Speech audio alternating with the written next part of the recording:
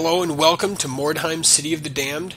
I used to play this game, the tabletop version, back in the day, and I am so excited that it's finally, after so many years, come to PC. So if you are a Mordheim fan, that's awesome. You're my pal. If you're not, it takes place in the universe of Mordheim, and if you've heard of Necromunda, that is a Warhammer.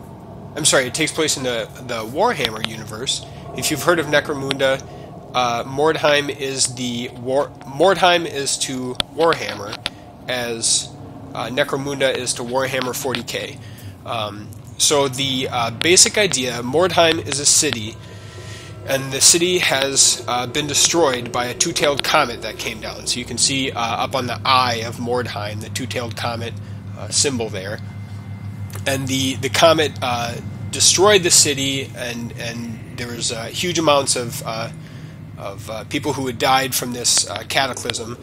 And the comet itself blasted apart into many little fragments called wyrdstone shards. And the wyrdstone shards are sort of like they're almost like radioactive. They have mutagenic properties, kind of magical properties. They're not really that good for you to be around. But they're in very high demand, and so warbands from all over, many different groups of people have swarmed to Mordheim to try to collect these wyrdstone shards, and to whatever their purpose is, to sell them or for whatever the case may be.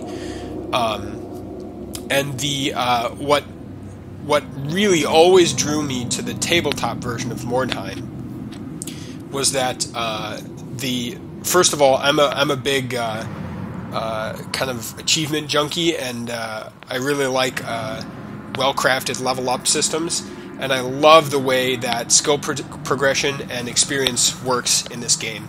So you have heroes and henchmen. The heroes are sort of your powerhouse characters, and your henchmen are your red shirts or your meat shields or whatever you want to say. They kind of pad the numbers because not everyone can be a hero. And so you've got two different groups. The heroes can gain skills, and the henchmen cannot. But there's a chance after getting enough experience that the henchmen can learn enough to become a hero. So they're promoted to hero status.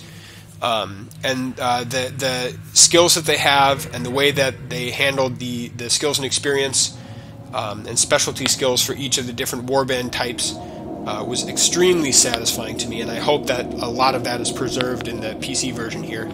And then also, the injury system was brutal, but always fair. It was brutal, but consistent. It was randomized, but consistently random. And everything is permanent. So you've got a warband of anywhere from just a handful of units all the way up to 15 or 20 units. And I think that they may have capped it at 10 for this. And just to note, this is the early access. You can see in the bottom right corner. This just released today. I'm so excited to play it. However, many things will likely change. So, getting back, the warband size is anywhere from, 5 to maybe 20. And during the course of battle, if your character if each unit runs out of health or wounds, they're taken out of action, and they're no longer in the skirmish. And then at the end of the battle, all of the units that were taken out of action roll for injuries. There's a small chance that they can die, and they're never coming back. Once they're dead, and you'll have to hire new guys, and whatever equipment they had is also gone with them. The idea is that after the skirmish is over, your warband has to leave, basically, and in the heat of battle and moving from battle to battle as they work their way through the city, there's no time to regain what you've gotten. So maybe you'll get the equipment back, but in the tabletop, once they were dead, well, actually, let's see. No, they could get captured and you wouldn't get their stuff back. But anyway, once they die, they're gone. And in the same vein, they had injuries, which your heroes could sustain, your heroes and henchmen could sustain after being taken out of action during the course of the skirmish. And the injuries include things like having a broken leg that heals, So your movement speed is penalized because you now walk with a limp, or losing a limb entirely. You might have to get a peg leg to restore some of your movement, or losing an arm where you can only wield one weapon, where you used to be able to wield two, or a sword and a shield. Losing an eye where you suffer a penalty to firing ranged weapons. And so things like losing two arms. Once you lose two arms, that character's no longer useful. So what you would do is you basically strip them of all their gear, you send them packing, and you do your best to hire someone to replace them. So the injuries are permanent and cumulative. So over the course of the many skirmishes which you have, your warband will become more and more experienced, more and more skilled.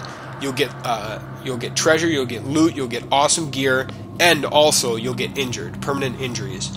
So I'm a fan of the Harry Potter series, and I'm actually currently reading. I just finished Order of the Phoenix, and if you've read any or love it or hate it, if you know the character Mad-Eye Moody, your whole warband kind of gets like that over time, because you sustain all these injuries. They become very good at what they do, and also over time you can hardly help but be injured in this constant fighting.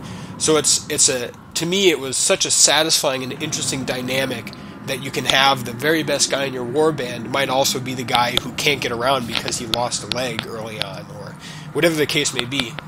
And I, just like with the skill and experience system, I really hope that they preserve that. I know that they've maintained that permadeath. If your character happens to roll that they died after being taken out of action, that there's no taking it back, and that character's gone.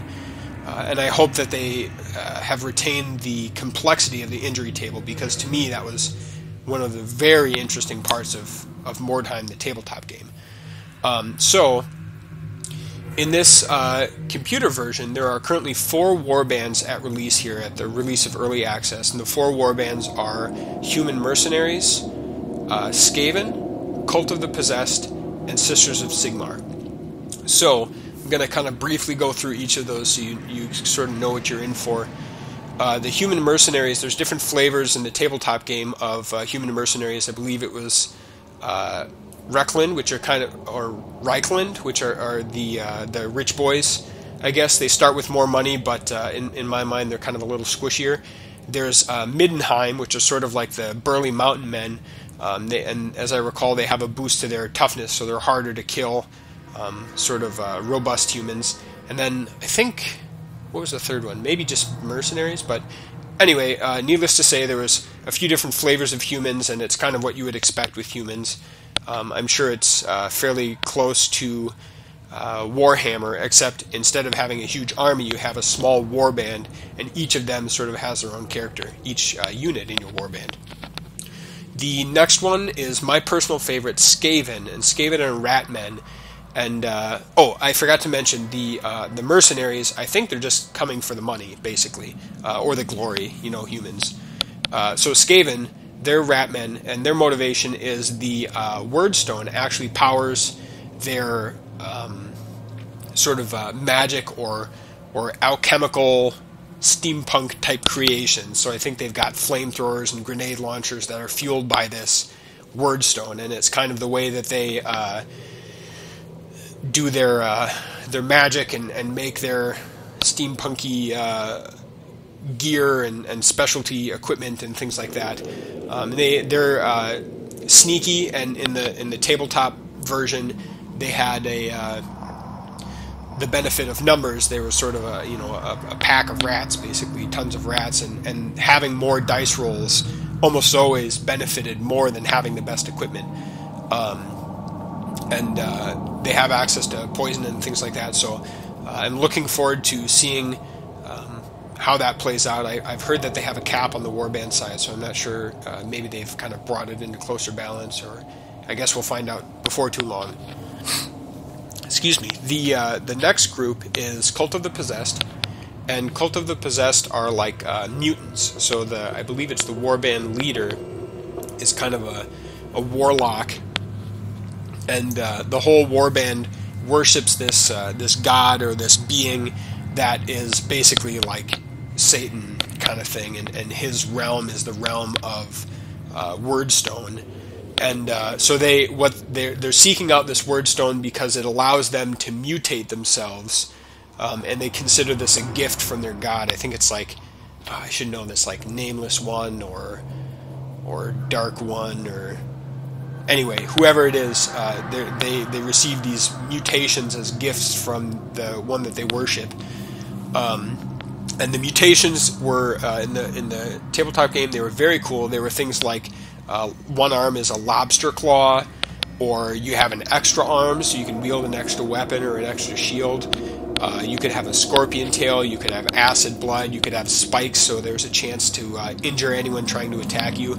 So very cool mutations. They were usually pretty expensive, but usually pretty powerful.